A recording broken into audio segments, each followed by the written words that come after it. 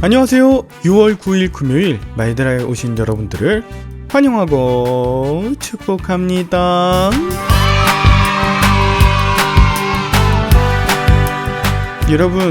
여러분은 인생에 어떤 큰 절망을 경험하셨나요? 모든 것을 다 잃고 사랑하는 사람들에게까지 배신을 당하거나 모욕을 당한 순간이 있었나요? 저에게도 그런 순간이 있었고 제 주변에도 그런 분들이 많은데요. 오늘 본문 속 다윗이 바로 그런 상황을 경험하고 있습니다.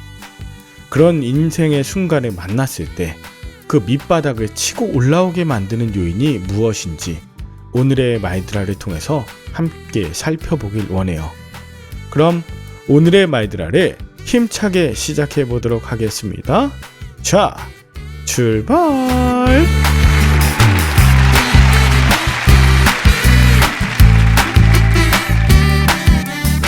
오늘은 사무엘상 30장입니다.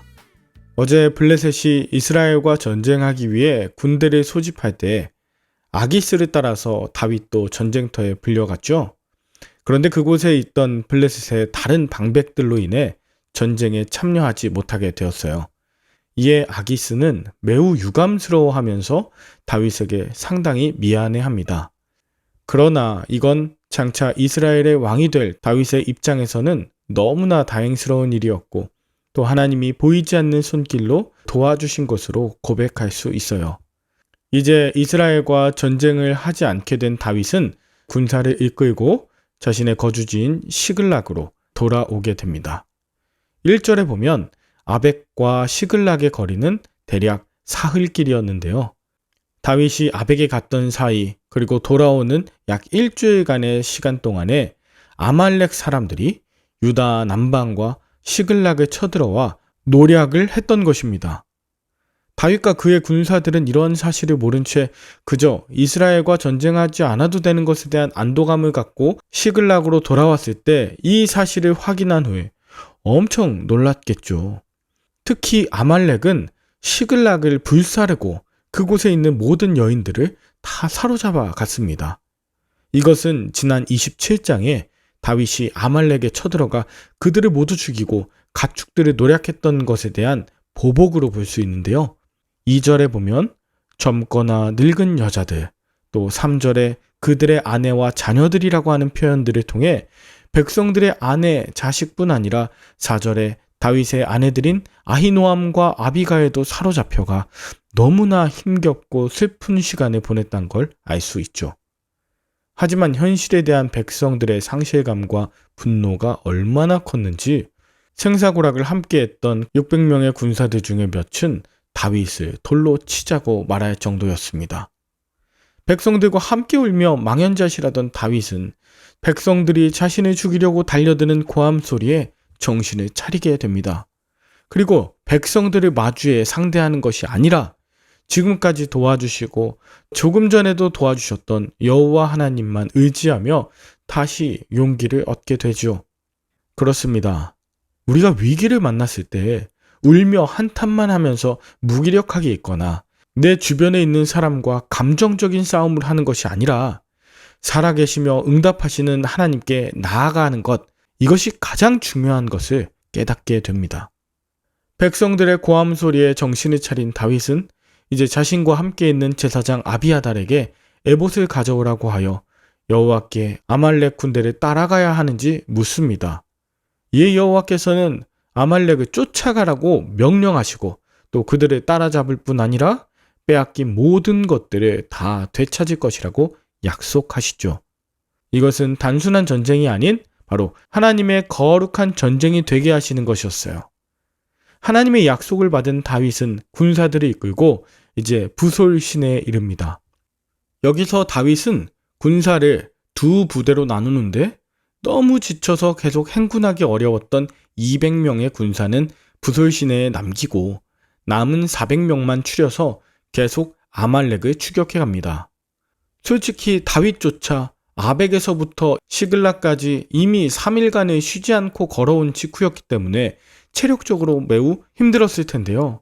그 중에서도 연약한 자들 200명을 배려해서 부솔 시내에 쉴 수 있도록 배려한 것입니다. 이걸 본문에서는 이들이 거의 죽을 만큼 피곤했다고 표현하는데요. 따지고 보면 200명을 뺄 수 있는 상황은 아닙니다. 600명도 아말렉을 추격하기엔 많은 숫자가 아니기 때문이죠. 그럼에도 불구하고 다윗은 하나님이 함께 하시는 하나님의 전쟁임을 믿었기 때문에 200명의 연약한 군사를 남겨둘 수 있었던 것입니다. 우리가 하나님의 일을 할 때 연약한 이들을 배려하는 것 정말 중요합니다. 11절부터 또 연약한 이를 배려하는 다윗의 성품이 나오고 있는데요. 다윗의 일행이 다시 아말렉을 쫓다가 우연히 기력이 없는 애굽 소년 하나를 발견하죠. 그리고 그를 죽이는 것이 아니라 그에게 먹을 것을 주고 마실 물을 주며 그 소년을 도와주었습니다. 지금 아말렉 부대를 급히 쫓고 있어서 여유가 없죠. 그런데 길에서 만나 죽어가는 한 소년을 외면하지 않고 자신들이 갖고 있는 양식과 물을 나누어 준 다윗 일행입니다. 3일 동안 아무것도 먹지 못했던 이 애굽 소년은 이 다윗 일행 덕분에 겨우 정신을 차릴 수 있었고 그 후에 자신이 아말렉 사람들의 종이며 병이 들자 3일 전에 길에 버려진 것이라고 전합니다. 게다가 자신들이 유다 남방 지역을 노력하고 특히 시글락을 불살랐다는 놀라운 정보를 주는데요. 바로 이 소년이 있던 부대가 다윗 일행이 쫓고 있던 바로 그 부대였던 것이죠. 여러분, 이것은 우연이 아닙니다. 우연이라는 것은 하나님의 관점에서는 바로 하나님의 역사이죠. 아말렉 사람에게서 버림받은 그 소년, 죽어가던 그 소년을 통해 하나님은 다윗의 길을 인도하고 계신 것입니다. 이후 이 소년이 준 정확한 정보대로 아말렉의 주둔지를 찾은 다윗 부대는 무방비 상태에서 흥겨운 잔치를 벌이고 있던 아말렉을 모두 치고 잃었던 모든 것을 되찾았을 뿐 아니라 전리품도 취해 돌아올 수 있었습니다. 하나님께서 다윗에게 하셨던 이 약속을 완벽하게 지키신 것이죠. 이후 다윗은 하나님의 은혜를 강조하며 전투에 참여하지 못했던 200명에게도 똑같이 전리품을 나누어 줍니다. 그러나 다윗과 함께 아말렉 전투에 참여했던 자들 중에 몇몇 사람은 200명에겐 전리품을 나누어 주지 말자고 해요. 이에 다윗은 자신의 모든 군사들을 향하여 나의 형제들이라고 불러요. 600명 모두가 생사고락을 나눈 동료이자 형제란 것을 기억하게 하는 나의 형제들입니다. 또한 이 모든 것이 하나님의 은혜로 얻은 것임을 강조하며 시글락에 있던 모든 자들에게도 하나님의 은혜를 경험하게 하는 것이죠. 게다가 다윗은 전쟁과 상관이 없었던 유다의 장로들에게까지도 그 모든 것을 나눕니다. 아말렉으로부터 모든 것을 빼앗겨 힘들어하고 있었던 유다 장로들에게 굉장히 큰 위로가 되었을 것입니다. 여러분은 오늘 본문을 통해 무엇을 느끼셨나요? 하나님을 믿고 그 말씀에 순종하는 자들에게도 때로 어려움이 생기죠. 그 어려움 때문에 크고 작은 의견 충돌과 갈등이 생기곤 합니다. 그럴 때 사람과 사람 간의 원망이 아닌 하나님께 기도함으로 또 가장 연약한 자를 위로하고 선대함으로 또 몇몇 사람이 아닌 모두에게 하나님의 은혜가 임할 것을 기대하며 하나하나 해결해 나가실 수 있길 바랍니다. 결국 하나님의 은혜가 어려움을 당한 모든 자들을 나의 형제들이 되게 하고 잃어버렸던 아내와 가족들은 물론 전리품까지 모두 나누어주는 복이 되게 하여 주실 것입니다. 그리고 그 복이 유다 장로들에게까지 흘러 넘쳐 하나님의 은혜를 모두가 경험하게 될 것이에요. 하나님은 하나님의 사람에게 평탄한 길만 걷게 하시는 분이 아니라 원래 주어진 인생의 험한 길에 안전하게 만들어주시고 끝까지 걸어갈 수 있도록 능력을 주시는 분이기 때문입니다. 우리 이 길 함께 걸어갑시다. 함께 기도할까요? 하나님 아버지, 시대적으로 어려운 고비고비를 건너서 지금 이 자리에 있습니다. 그때마다 누군가를 원망하고 정죄하던 나의 모습을 내려두고 하나님 앞에 어찌해야 할지 묻는 내가 되게 하여 주옵소서. 어려움 중에 오히려 연약한 이들을 배려하고 대접함으로 살려내는 자 되길 원합니다.